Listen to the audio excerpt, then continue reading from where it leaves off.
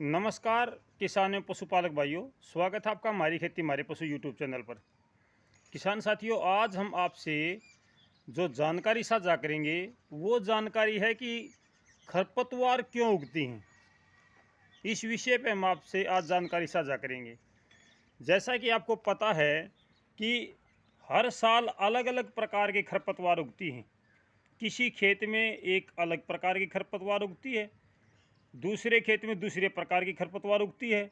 समय के साथ साथ बदलाव होता है। तो ये खरपतवार जो होती हैं, ये नई नई प्रकार की खरपतवार कैसे उगती हैं और क्या कारण है कि खरपतवार इतनी ज़्यादा उगती हैं। ज़्यादातर किसान भाई हर साल अपने खेतों में स्प्रे करते हैं, चाहे वो आपकी साइटी है, मंडूसी है, या फिर आपका सामक है, या अलग प्रकार की जो भी खरपतवार है। तो किसान साथियों, ये जो जानकारी है ये बहुत ज़रूरी है। असल में आज तक शायद किसी यूट्यूबर ने ऐसी जानकारी दी ही नहीं कि भाई ये खरपतवार उगती क्यों है। बहुत से यूट्यूबर कृषि के बारे में अपनी वीडियो डालते हैं, लेकिन वो कृषि की बारीकियां नहीं बताते। ये एक अहम बात मैंने देखी है कि वो उत्पादन की बात करते हैं, अच्छे बीजों की बात करते हैं, इस प्रकार की तो बातें करते हैं कि वो उत्पादन ज़्यादा होगा, ये ज़्यादा होगा, लेकिन वो कहीं ना कहीं कृषि की बारीकियां जो हैं उनको बताने में सक्षम नहीं हैं। ये मैंने आमतौर पर देखा है। किसान साथियों, आपने देखा भी होगा कि अलग अलग प्रकार की खरपतवार हमारे खेतों में उगती है। 20 साल पहले अलग प्रकार की खरपतवार उगती थी, आज अलग प्रकार की उगती है, कल पता नहीं कौन सी प्रकार की उगेगी। इसका मुख्य कारण क्या है?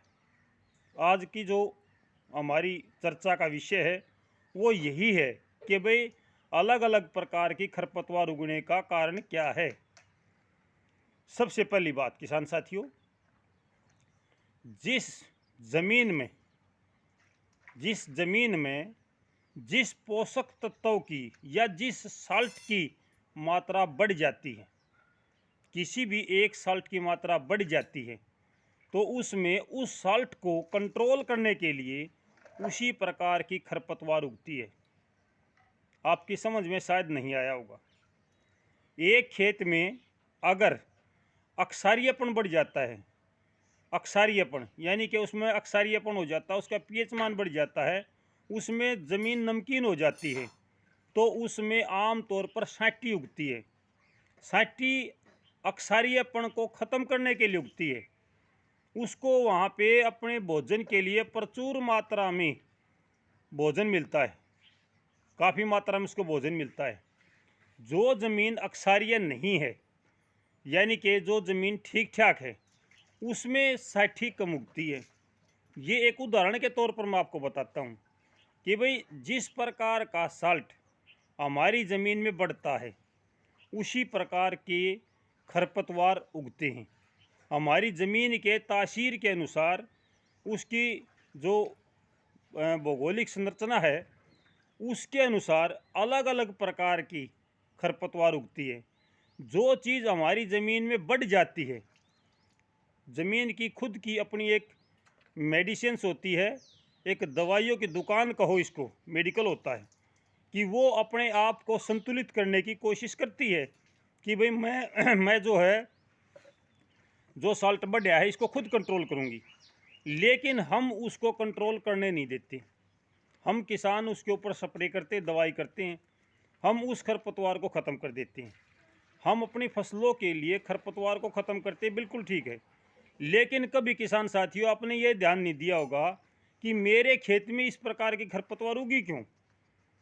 ये एक मेन बात सोचने वाली, कभी नहीं सोचते हम। 20 साल 30 साल पहले गेहूँ में मंडूसी नहीं होती थी, आज मंडूसी बहुत ज़्यादा होगी। किस एरिया में मंडूसी ज़्यादा होती है, कभी नहीं सोचा। जिस एरिया में नमी ज़्यादा होती है, जहाँ जहाँ नमी ज़्यादा होती है, और एक धान और गेहूं का जहाँ सर्कल ज़्यादा है, जिस खेत में गेहूं और धान का सर्कल होता है, उस खेत में आम तौर पर मंडूसी ज़्यादा होती है। हर साल हम स्प्रे मारते हैं, फिर भी पता नहीं बीज कहाँ से आ जाता है। तो मेरा मतलब क्या है किसान साथियों, कि जिस प्रकार की खरपतवार बदल बदल कर हमारे खेतों में उगती है, उसके दो कारण हैं। ज़मीन का पीएच मान कितना है, ज़मीन में कौन सा साल्ट बढ़ रहा है और ज़मीन में नमी कितनी है। अगर ये दोनों चीज़ें हमारे साथ तालमेल कर लें तो हमारे खेतों में खरपतवार अपेक्षाकृत कम उगेगी, किसान भाइयों को अच्छा उत्पादन मिलेगा। इसके लिए सबसे ज़रूरी है कि किसान भाई संतुलित खादों का प्रयोग करें, कंपोस्ट खादों का प्रयोग करें, ताकि आपकी जो ज़मीन है उसमें किसी एक साल्ट की कमी ना हो और कोई एक साल्ट ज़्यादा ना बढ़े। इसको मेंटेन करने के लिए बहुत ज़्यादा मेहनत की ज़रूरत नहीं है, थोड़ा सा ध्यान देने की आवश्यकता है। थोड़ा सा ध्यान दें कि वे मेरे ज़मीन की तासीर कैसी है, क्या इसमें कोई अक्सारियापन बढ़िया है या इसमें लवणियाँ बढ़े हैं, किस प्रकार की मेरी मृदा है, किस प्रकार की फसल हम इसमें उगा सकते हैं।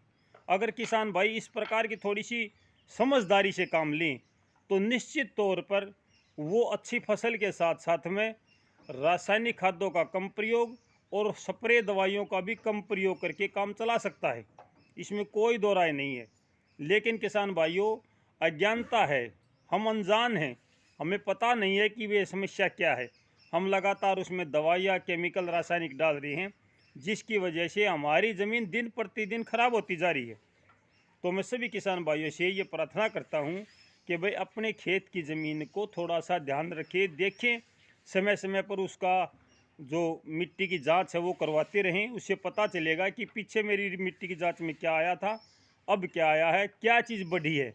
अगर इस प्रकार की हम जानकारी रखेंगे अपनी ज़मीन के बारे में तो निश्चित तौर पर हमारी ज़मीन जो है वो अच्छी रहेगी, स्वस्थ रहेगी। ज़मीन स्वस्थ रहेगी तो हम स्वस्थ रहेंगे। अगर ज़मीन की सेहत बिगड़ती है तो हमारी सेहत भी बिगड़ती है। तो ये जानकारी थी आपके लिए किसान साथियों। जो मेरे नए किसान भाई जुड़े हैं सभी से प्रार्थना है कि चैनल को सब्सक्राइब और शेयर ज़रूर करें। सब्सक्राइब और शेयर ज़रूर करो किसान साथियों, ज़्यादा से ज़्यादा किसान भाइयों तक आप पहुँचाओ, ताकि हमारे किसान भाइयों में जागरूकता आए। उनकी भी कोई समस्या हो सकती है, उनकी समस्याओं का समाधान करने के लिए हम इस मंच पर जुड़े। सभी किसान भाइयों का इसमें स्वागत है।